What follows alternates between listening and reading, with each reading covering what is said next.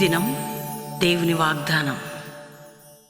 ఈ ఉదయకాల సమయంలో ఈ దినం దేవుని వాగ్దానం ఈ చక్కటి ఆత్మీయ కార్యక్రమానికి ప్రేమతో ఆహ్వానిస్తూ, ఎలా ఉన్నారు దేవుని బిడ్డలారా? మీరందరూ కూడా బాగున్నారా? ఉదయం లేచి ప్రార్థన చేయటం, బైబిల్ చదవటం, దేవుని వాక్యం ధ్యానించడం చేస్తున్నారా? ఎందుకంటే ఉదయకాల 5 to 6 ఆరాధనలో పాలు పొందుతున్నారా?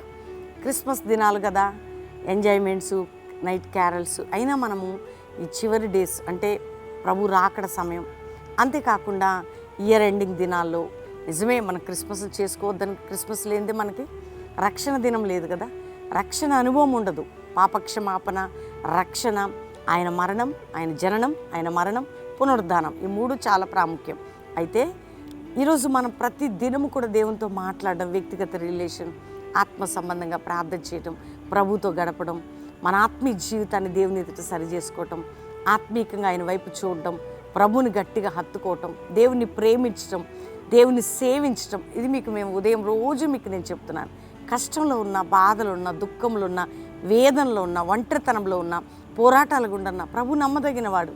అవన్నీ పెద్ద మనకి అవేమి కాదు. మనం ముందు స్పిరిచువల్ మూమెంట్లో ఒక మెట్టుకు ఎదిగితే ఇవన్నీ వస్తుంటాయి, పోతుంటాయి, కానీ వీటన్నిటిలో విజయం అనే దేవుడు తప్పకిస్తాడు. మన ప్రార్థన మీకు 50 days మీకు నేను నేర్పించింది, దైవజన్ నేర్పించింది, మనందరం నేర్చుకున్నది ఏంటంటే ఆత్మీయ జీవితంలో మంచి ప్రార్థన అనుభవం, ప్రభుతో గడిపే అనుభవం. మీరు ఎక్కడున్నా ప్రార్థన చేస్తే ప్రభు గొప్ప కార్యాలు చేసే అనుభవం.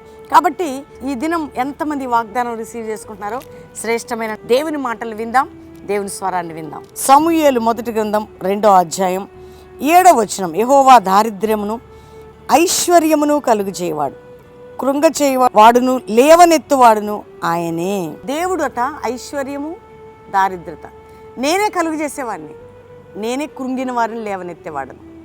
ఈ మాట హన్న అనుభవించి అంటుందండి, దేవుని శక్తిని అనుభవించి. దేవుని బిడ్డ, ఈరోజు నీ జీవితంలో ఏ స్థితి కోల్పోయినా ప్రభు ఇస్తున్న వాగ్దానం ఏంటంటే అన్నీ కలుగు చేయవాడు ఆయనే. నిన్ను ఐశ్వర్యవంతులు అంటే ఆత్మీయ ఐశ్వర్యం, ఆర్థికమైన ఐశ్వర్యం, కుటుంబపరమైన ఐశ్వర్యం దేవుడిని కలుగజేస్తాడమ్మా. నిన్ను కృంగిన వారిని లేవనెత్తేవాడని నేను, కృంగిన నిన్ను నేను లేవనెత్తేదను ఈరోజు వాగ్దానం. కృంగిన వారిని లేవనెత్తువాడు. అన్న కృంగిపోయింది, గర్భఫలం లేక, నిందలతో, అవమానాలతో, బాధతో. కొన్నిసార్లు కొందరనే మాటలు మన గాయం, వేదన, బాధ కలుగజేస్తాయండి కదా. ఎందుకు కొందరు మాటలు వాళ్ళు అర్థం చేసుకోకుండా మాట్లాడే మాటలు, మనకు పడే నిందలు మనల్ని ఎంతగానో కృంగదీస్తాయి. అందుకనే ప్రభు కృంగిన వారిని లేవనెత్తే దేవుడు. కృంగిన నిన్ను లేవనెత్తబోతున్నాను ఈరోజు వాగ్దానం. తప్పకుండా నేను లేవనెత్తబోతున్నాడు ఆత్మికంగా. ఫస్ట్ స్పిరిచువల్, తర్వాత ఆరోగ్యపరంగా, ఆర్థిక పరంగా, కుటుంబ పరంగా, సామాజికంగా, సేవాపరంగా. కాబట్టి ధైర్యం తెచ్చుకోండి, ఏ విషయంలో కృంగిపోకండి, ప్రార్థనా పరురాలుగా ఉండి వాగ్దానాన్ని రిసీవ్ చేసుకున్నాం. మనం కూడా మన ప్రభుతో మాట్లాడదాం. మన దేవుడే దిక్కు, మనకు వాగ్దానం ఇస్తున్నాడు, ఆయన నెరవేరుస్తాడు. ఆయన వైపు చూద్దాం. అందరం దేవునికి థ్యాంక్స్ చెప్పి ప్రార్థన చేసుకుందాం. తండ్రి, ఉదయకాలం ఎంతమంది వాగ్దానం రిసీవ్ చేసుకున్నారో, రక్షణ లేని గృహాలకు రక్షణ, పాపక్షమాపణ, రోగములుంటే యేసు పొందిన గాయముల వలన నేను స్వస్థత నొంది తిని ఆ వాగ్దానం వారి పట్ల నెరవేర్చండి. అప్పుల కాడి విర్రగొట్టి అప్పులనే బంధకాలు తొలగిపోవాలి. ఆర్థిక సమస్యల నుంచి విడుదల పొందాలి, అనారోగ్య సమస్యల నుంచి విడుదల పొందాలి, నాయన శాప పాపం నుంచి విడుదల పొందాలి, విడిపోయిన కుటుంబాలు కట్టబడాలి, మానసిక ఒత్తిడి నుంచి విడుదల పొందాలి, ఎగ్జామినేషన్స్, బిడ్డల స్టడీస్లో మీ సహాయం ఉండాలి. అయ్యా, ఈ డేస్లో ఎక్కువ ఆత్మీయంగా ఎదుగుటకు సహాయం చేయండి, బలపరచండి, ప్రతి బిడ్డని ధైర్యపరచండి. నాయన కోర్టు కేసుంటే కొట్టివేయబడాలా, నిందలు, అవమానాలు ఆశీర్వాదాలుగా వారి జీవితాల్లో మారిపోవాలా.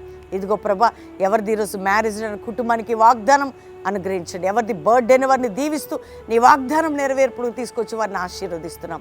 అయ్యా నా తండ్రి, భయంకరమైన రోగాలు, వ్యాధులు మా దేశ ప్రపంచంలో లేస్తుండగా నీ హస్తబలము చూపి నీ ప్రజల్ని రక్షించి కాపాడి మా దేశాన్ని రక్షించండి.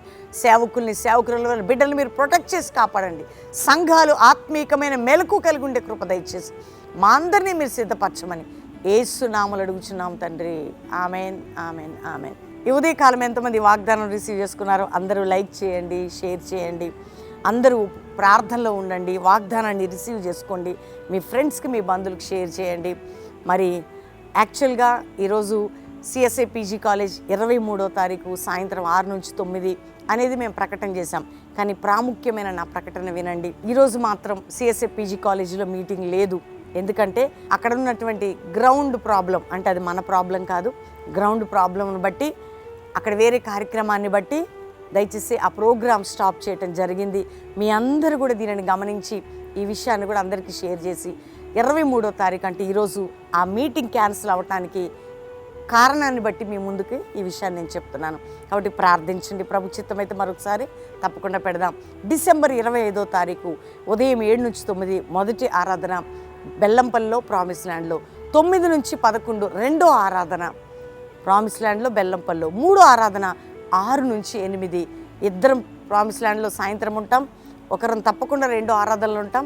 తప్పకుండా ఈ క్రిస్మస్ శక్తి కలిగి ఆత్మచేత ఏదో నామకార్థం కాకుండా శక్తి కలిగిన ఆరాధనతో ముందుకు సాగిపోదాం. దేవుడు మీ అందరినీ వాగ్దానం ద్వారా ఈ ప్రకటన అందరికీ షేర్ చేస్తూ దీవించును గాక. Praise the Lord. God bless you.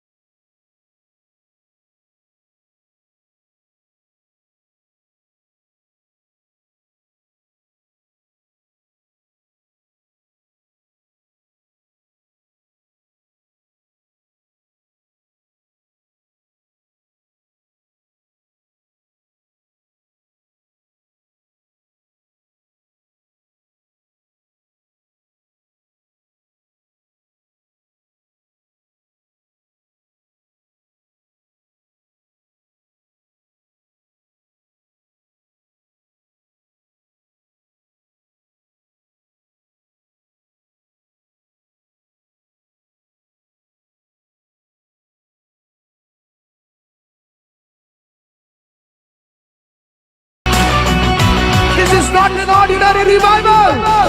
This is rising revival.